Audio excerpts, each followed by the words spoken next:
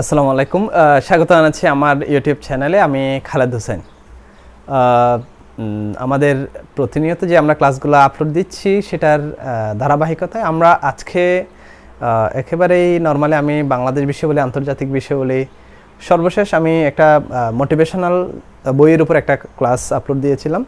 তো আজকে আমি একেবারেই একটু ভিন্নভাবে আমরা আমাদের যে বিসিএস সিলেবাসের যে ব্যাকরণ টপিক আছে সেই ব্যাকরণের টপিক হচ্ছে কি সমাস, এবং সেই সমাস বাংলা ব্যাকরণের সমাসটা শুধু বিসিএস সিলেবাস না, বিশ্ববিদ্যালয় ভর্তি পরীক্ষা, বিসিএস বা অন্যান্য যে চাকরি পরীক্ষাগুলো আছে সেই পরীক্ষাগুলোতে সমাস থেকে অবশ্যই একটা পরীক্ষার প্রশ্ন হয়।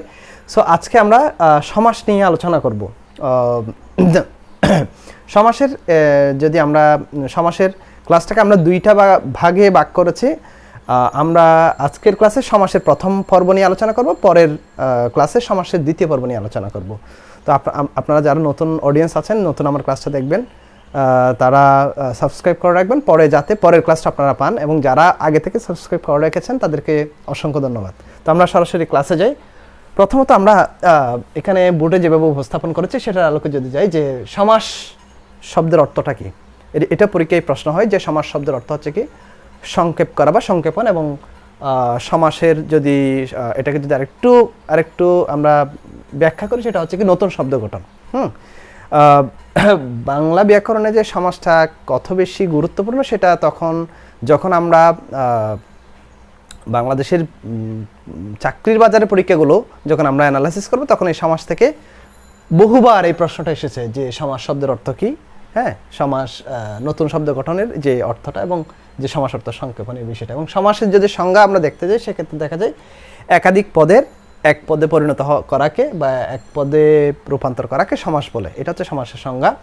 এবং সমাসটার ভিতরে আমরা যখন প্রকারভেদে যাব বা সমাস চিহ্নিতকরণের পর্যায়ে যাব, সেটার আগে আমরা সমাসের আরও কিছু যে ফিচার্স যেগুলো আছে, যে বৈশিষ্ট্যগুলো আছে সেই বৈশিষ্ট্যগুলো সম্পর্কে একটু জানবো, যে কী কী বিষয় আমাদেরকে জানতে হবে সমাস নিরূপণ করার ক্ষেত্রে।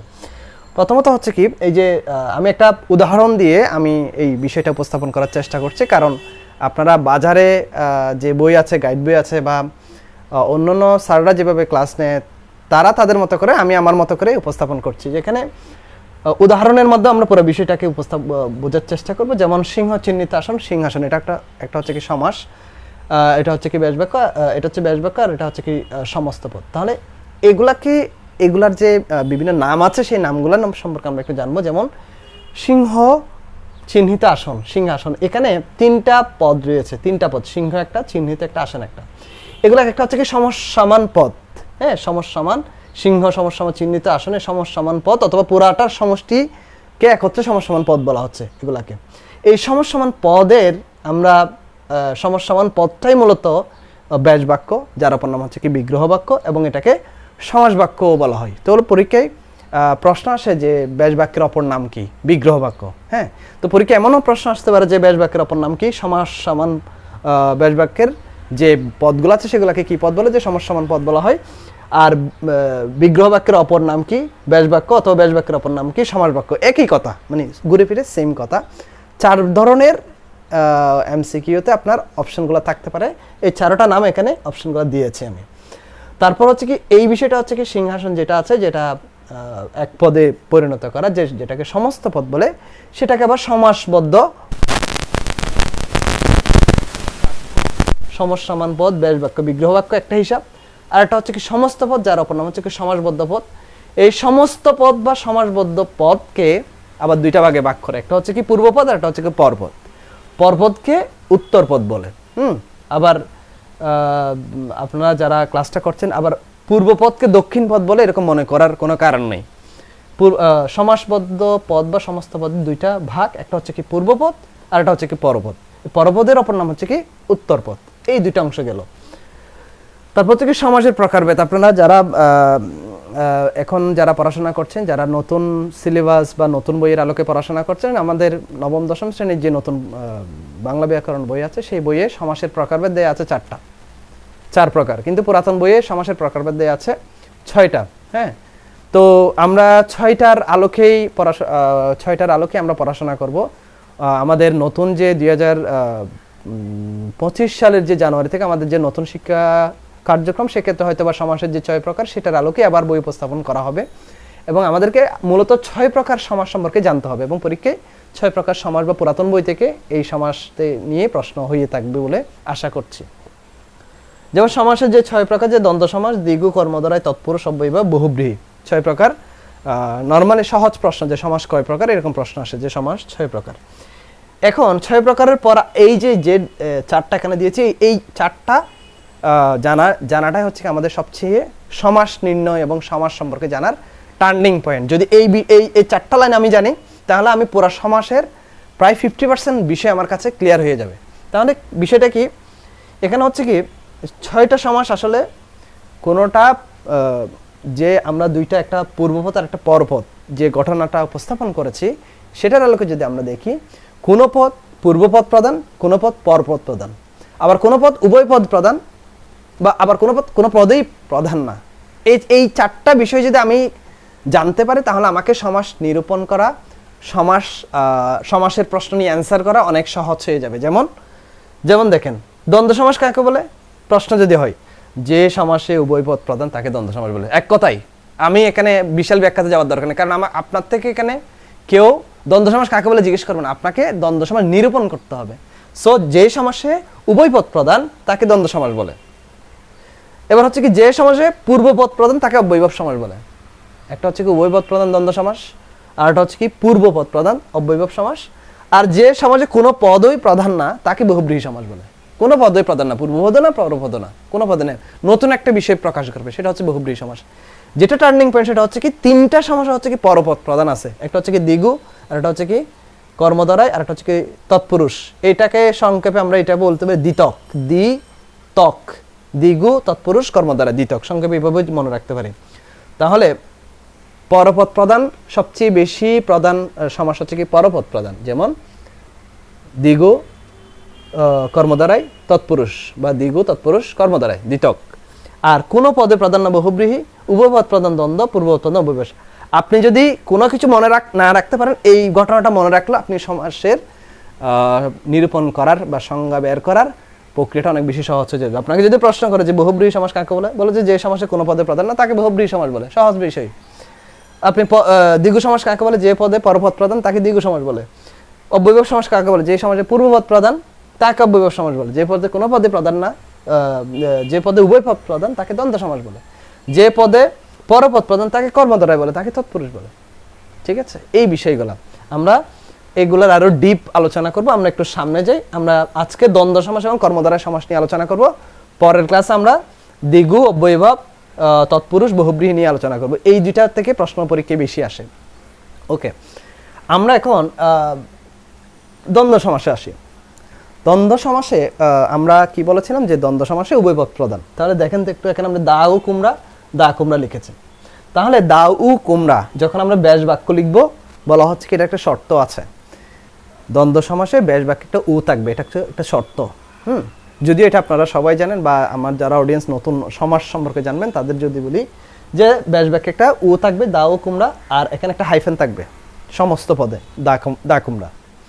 উঁচু নিচু, হ্যাঁ, এই যে উ থাকবে, একটা হাইফেন থাকবে, এটা হচ্ছে কি দ্বন্দ্ব সমাস। আমরা দ্বন্দ্ব সমাসের বইয়ের আরো প্রকারভেদ আছে। আমরা যে বাংলা ব্যাকরণ বই, আমার বইটা অনেক পুরাতন হয়ে গেছে। এটা আমার 2009 সালের বই। হ্যাঁ, এটা আমি কত হাজারবার পড়েছি আমি নিজেও জানি না, কারণ আমি বেশ কয়েকবার বিসিএসে ফেল করেছি, কয়েকবার পাস করেছি, আমি চাকরির পরীক্ষা দিয়েছি, বিভিন্ন সময় আমি এই বই আমার পড়তে হয়েছে। হ্যাঁ, রিভিশন দিয়েছি অনেকবার, আমি নিজে ক্লাস নিয়েছি, বাসায় স্টুডেন্ট পড়িয়েছি, টিউশন করিয়েছি, নিজে পড়েছি, অনেকবার আমাকে এই সমাস সম্পর্কে পড়তে হয়েছে। তো আমার এটা অনেক আগের পুরাতন বই। আমি দ্বন্দ্ব সমাসের এখানে অনেকগুলো প্রকারভেদ আছে, যেমন মিলনার্থক দ্বন্দ্ব। পরীক্ষায় আপনার যদি দ্বন্দ্ব সমাসের প্রশ্ন হয়ে থাকে, সেক্ষেত্রে প্রশ্ন হবে নিচের কোনটি সমার্থক দ্বন্দ্ব, বা মিলনার্থক দ্বন্দ্ব, বা বিপরীতার্থক দ্বন্দ্ব, বা বিরোধার্থক দ্বন্দ্ব। শুধু দ্বন্দ্ব সমাস জানলে হবে না, সেটা কোন দ্বন্দ্ব। যেমন মিলনার্থক দ্বন্দ্ব, যেমন মা বাবা, মাসি পিসি, মিলনার্থক দ্বন্দ্ব, যাদের মিলন হবে, হ্যাঁ, চা বিস্কিট। বিরোধার্থক, দা কুমড়া, অহিনুকুল, এগুলো হচ্ছে বিরোধার্থক। বিপরীতার্থক, যেমন বিপরীত শব্দ দিয়ে যেগুলো আছে, আয় ব্যয়, জমা খরচ, হ্যাঁ, ছোট বড়, এগুলো হচ্ছে কি বিপরীতার্থক। অঙ্গবাচক দ্বন্দ্ব সমাস, হাত পা, চোখ, নাক, হ্যাঁ, এগুলো হচ্ছে অঙ্গবাচক দ্বন্দ্ব সমাস। তারপর হচ্ছে কি সংখ্যাবাচক 7, 5, 9, 6, হ্যাঁ, 19, 20, এগুলো হচ্ছে সংখ্যাবাচক দ্বন্দ্ব। সমার্থক হাট বাজার, ঘর দুয়ার, কলকারখানা, এগুলো হচ্ছে সমার্থক শব্দযোগে দ্বন্দ্ব সমাস।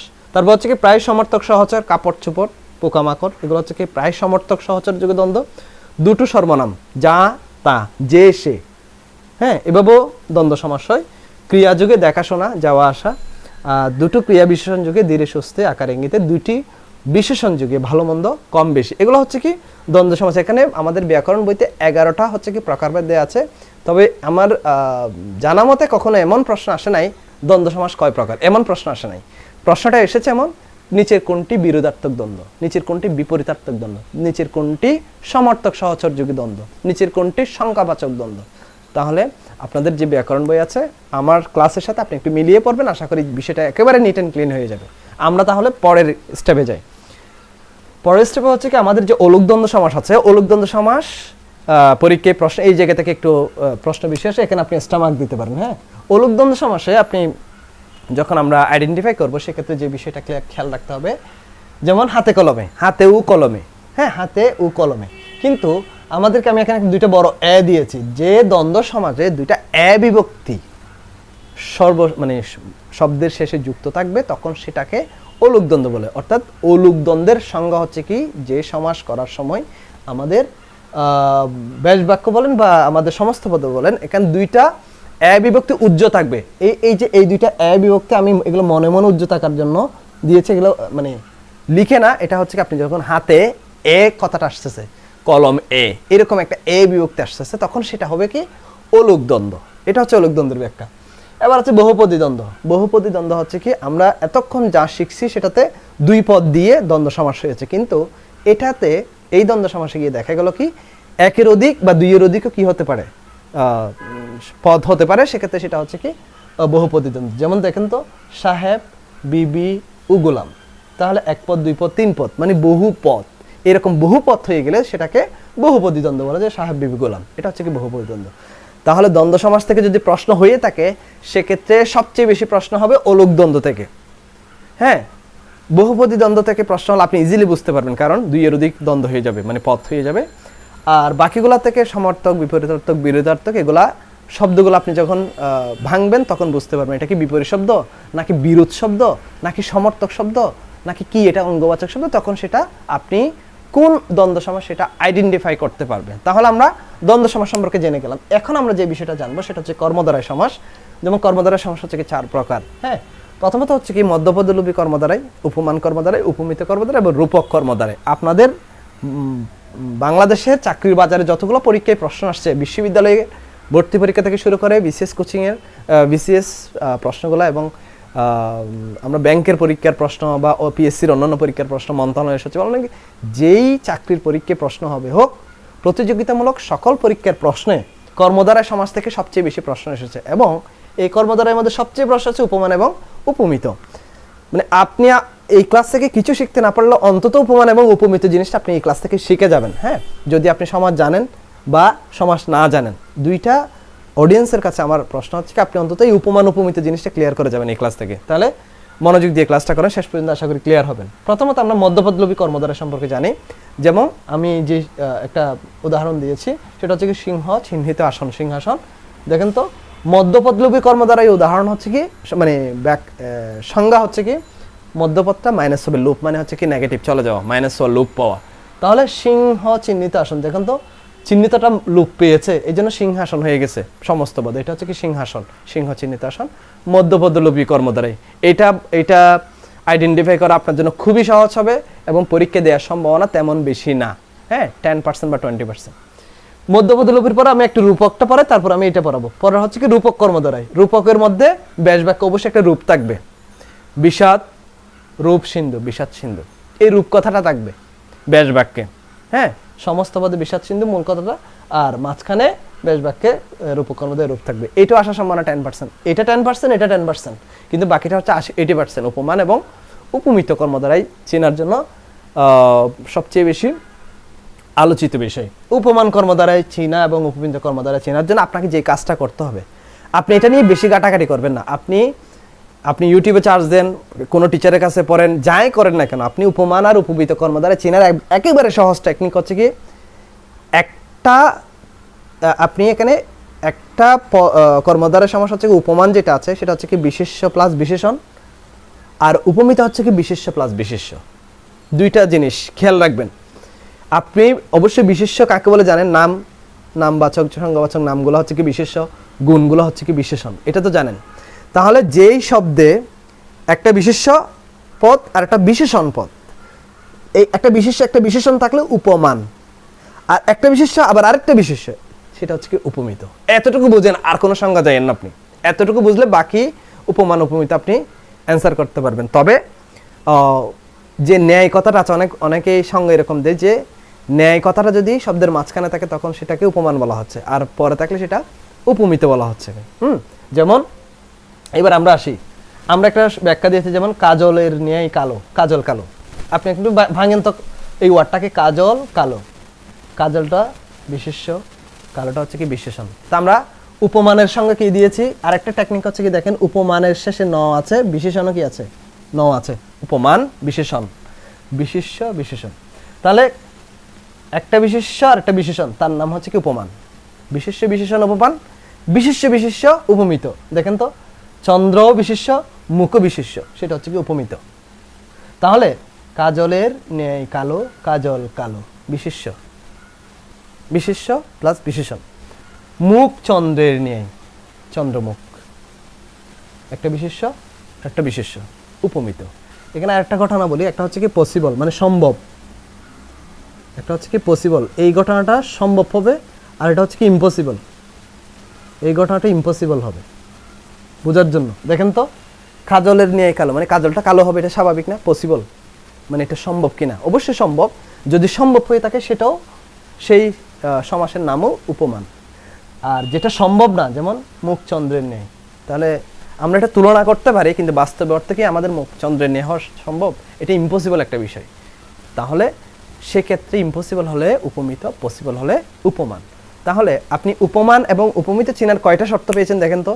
প্রথমত আপনি আইডেন্টিফাই করার জন্য প্রথম যে বিষয়টা খুঁজবেন সেটা হচ্ছে কি, ওই বাক্যে মানে ওই শব্দে দুইটা শব্দ থাকবে, ওটাতে পুরো ইয়াটাতে দুইটাকে দুই ভাগ করবেন। দুই ভাগ করার পর একটা পার্ট বিশেষ্য আর একটা পার্ট বিশেষণ, সোজা আপনি উপমান লিখে দিবেন, কারণ বিশেষ্য বিশেষণ উপমান, বিশেষণের ন আছে, উপমানে ন আছে, এই টেকনিক ইউজ করবেন। আর একটা দেখলেন এটাও বিশেষ্য এটাও বিশেষ্য, তাহলে কি উপমিত, বিশেষ্য বিশেষ্য উপমিত। এটা একটা টেকনিক। যদি আপনি বাংলা না বোঝেন, আপনি ইংলিশ চিন্তা করেন, নাউন প্লাস অ্যাডজেক্টিভ হলে বিশেষণ, নাউন প্লাস অ্যাডজেক্টিভ হলে উপমান, নাউন প্লাস নাউন হলে উপমিত। দুইটা শর্ত আপনি পেয়েছেন। 3 নম্বর শর্ত দেখেন, ব্যাস বাক্যে যেটা মাঝখানে নিয়ে থাকবে সেটা উপমান, আর যেটা লাস্টে নিয়ে থাকবে সেটা উপমিত। এটা 4 নম্বর। 4 নম্বর শর্ত হচ্ছে কি, একটা সম্ভব ঘটনা একটা অসম্ভব ঘটনা, যদি সম্ভব ঘটনা হয়, পসিবল ঘটনা হয়, তখন উপমান, আর অসম্ভব ঘটনা হলে সেটা উপমিত। এখন আপনার বইয়ে দেয়া আছে প্রত্যক্ষ বস্তুর সাথে পরোক্ষ বস্তুর তুলনা করলে উপমেয়ের সাথে উপমান, অনেক কাহিনী। আপনি এই সংজ্ঞা শিখতে শিখতে আপনার প্রাণ বের হয়ে যাবে, কিন্তু আপনি পরীক্ষার হলে অ্যান্সার করে আসতে পারবেন, নিরূপণ করতে পারবেন না। আমার এই 4টা শর্ত যদি আপনি উপস্থাপন করেন, মানে মনে রাখতে পারেন, আশা করি জিনিসটা বুঝতে পারছেন, তাহলে আপনি এই উপমান উপমিত কর্ম দ্বারাই বের করে আপনি অ্যান্সার করতে পারবেন, কারণ 80% প্রশ্ন হয় উপমান উপমিত কর্ম দ্বারাই থেকে। এই হচ্ছে কি আমার সমাসের প্রথম পর্বের ক্লাস। আমি এই 1-2 দিনের মধ্যে, কালকের মধ্যে ইনশাল্লাহ আমি দ্বিতীয় পর্বের ক্লাস নিয়ে আলোচনা করব সমাসের। তো আমি আজকে আর কথা না বাড়াই, আমরা দ্বিতীয় পর্বে দ্বিগু সমাস, তৎপুরুষ, অব্যয় বা বহুব্রীহি সমাস নিয়ে আলোচনা করব। আপনারা সবাই যারা আমার এই ক্লাসটা দেখবেন একটু সাবস্ক্রাইব করে রাখবেন, যারা নতুন তারা যাতে পরের পর্বটা আপনার হাতে পৌঁছে। তো সবাই ভালো থাকবেন, সুস্থ থাকবেন, ইনশাল্লাহ পরের ক্লাস আবারও দেখা হচ্ছে খুব শীঘ্রই। আল্লাহ হাফেজ, আসসালামু আলাইকুম।